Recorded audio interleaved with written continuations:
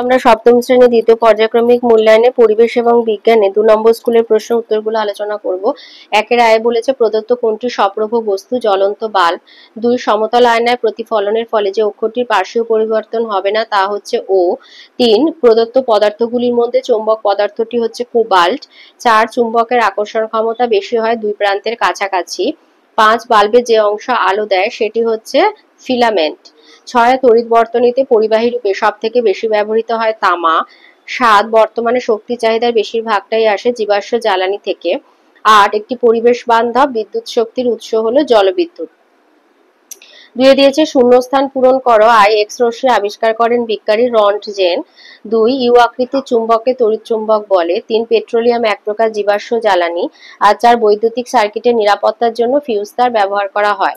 3 আছে ঠিক ভুল নির্বাচন করো। আইতে বলেছে নিয়মিত প্রতিফলনের ফলে প্রতিবিম্ব গঠিত হয় ঠিক।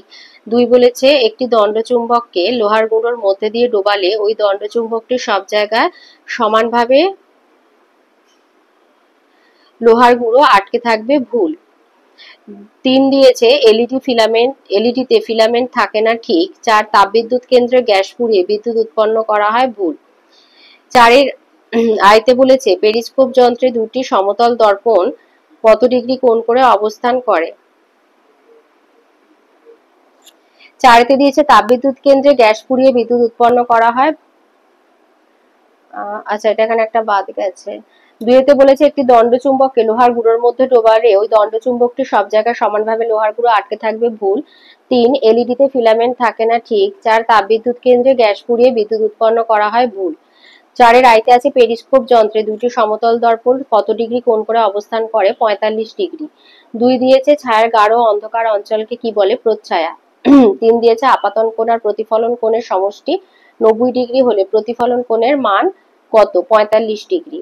4 দিয়েছে পৃথিবী নিজেই একটা বিরাট চুম্বক এই কথাটি সর্বপ্রথম কে বলেন ডক্টর গিলবার্ট। 5 বলেছে তড়িতের সুপরিবাহী পদার্থের দুইটি উদাহরণ দাও তামা এবং রূপো। 6 তে দিয়েছে তড়িৎ প্রবাহ বলতে কি বোঝায়।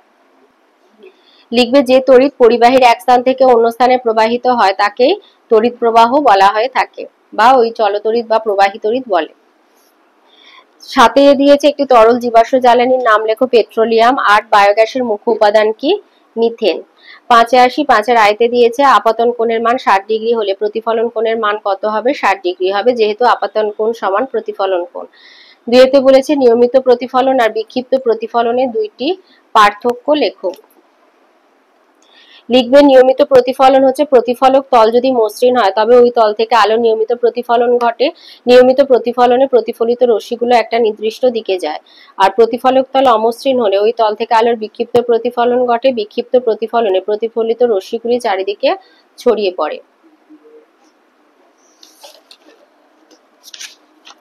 3 বলেছে চুম্বকের বিভিন্ন ধর্মগুলি লেখো।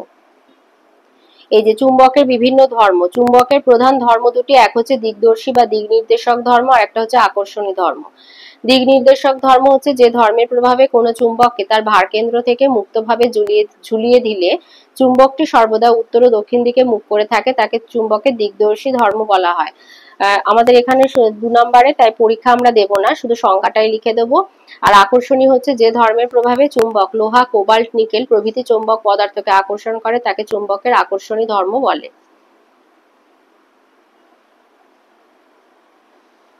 আর একটা হচ্ছে চুম্বকত্ব যে ধর্মের জন্য চুম্বক লোহা কোবাল্ট নিকেল পদার্থকে আকর্ষণ করে সেই ধর্মকে চুম্বকত্ব বলে।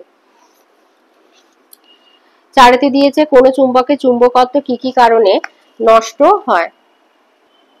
লিখবে চুম্বকের চুম্বকত্ব যে যে কারণে নষ্ট হয়, এক হচ্ছে চুম্বককে উত্তপ্ত করলে বা আগুনে পোড়ালে। 2 হচ্ছে চুম্বককে বারবার আছাড় মারলে বা হাতুড়ি দিয়ে আঘাত করলে।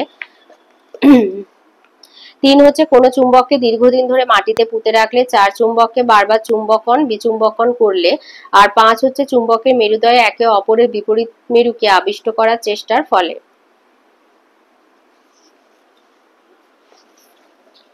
5 দিয়েছে ফিউজ তারের কার্যনীতি লেখো। ফিউজ তারের কার্যনীতি, ফিউজ তারের রোধ খুব বেশি এবং গলনাঙ্ক খুব কম হয়। বৈদ্যুতিক লাইনের সঙ্গে এটিকে শ্রেণী সমবায়ে লাগানো হয়। এটি একটি নির্দিষ্ট সর্বোচ্চ সীমা পর্যন্ত তড়িৎ প্রবাহ সহ্য করতে পারে। কোনো কারণে বৈদ্যুতিক লাইনে তড়িৎ প্রবাহ হঠাৎ বেড়ে গেলে বা শর্ট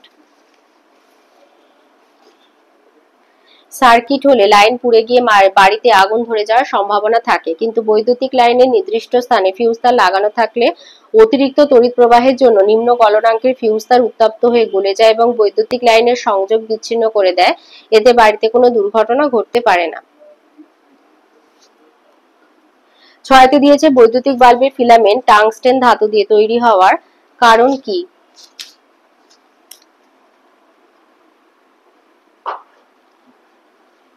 এই যে বৈদ্যুতিক বাতির ফিলামেন্ট টাংস্টেন দ্বারা নির্মিত কেন?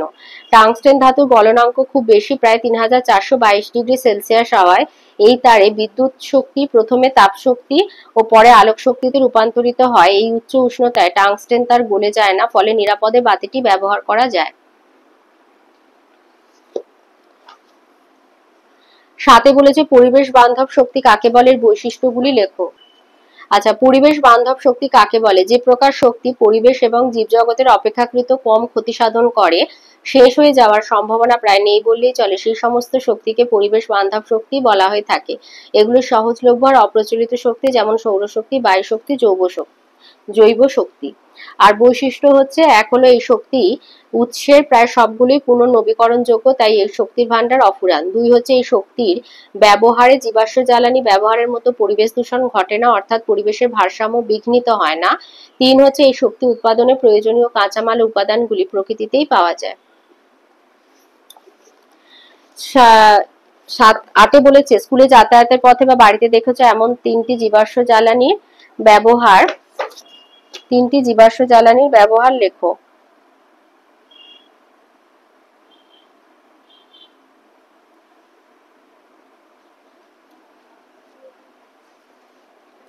এই যে 1 হচ্ছে বাড়িতে রান্নার কাজে জ্বালানি হিসাবে কেরোসিন বা এলপিজি ব্যবহার করা হয়। 2 মোটর গাড়ি, বাস, ট্রেন ইত্যাদি যানবাহনে জ্বালানি হিসাবে পেট্রোল বা ডিজেল ব্যবহার করা হয়। আর 3 বেশি শক্তি উৎপাদনের জন্য জেনারেটর চালাতে ডিজেল ব্যবহার করা হয়। লাইফ সায়েন্সে আসি। 1 রাইতে দিয়েছে একটি ফুলের সবচেয়ে বাইরের স্তবক হলো বৃতি।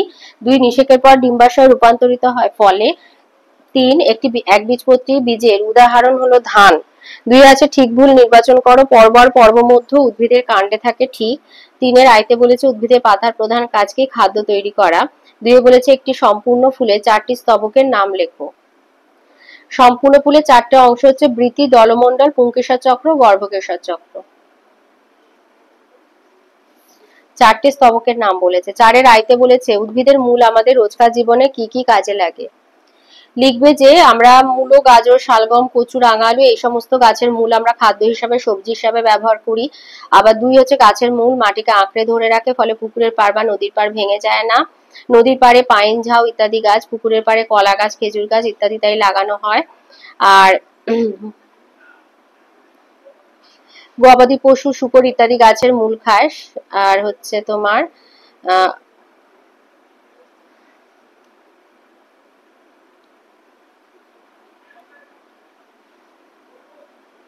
এই সমস্ত কাজেই লাগে। আর এই যে মরুদ্যান সৃষ্টি করা দরকার, খেজুর, ফণি, মনসা ইত্যাদি গাছ লাগানো হয়। পুকুর কেটে জল সঞ্চয় করা হয়।